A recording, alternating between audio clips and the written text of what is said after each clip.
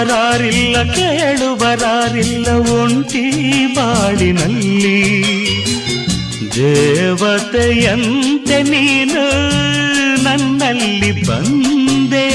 ಹೃದಯ ಅರಳಿತು ಮನಸ್ಸು ಕುಣಿಯಿತು ಈ ಸವಿ ಮಾತನು ಕೇಳಿ, ಈ ಸವಿ ಮಾತನು ಕೇಳಿ.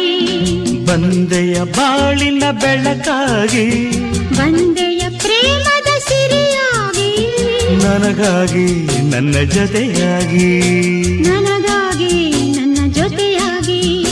ಸ್ನೇಹದ ಮಾತಿಂದ ಪ್ರೀತಿಯ ಜೇನಿಂದ ತುಂಬುತ್ತ ಆನಂದ ಬಂದ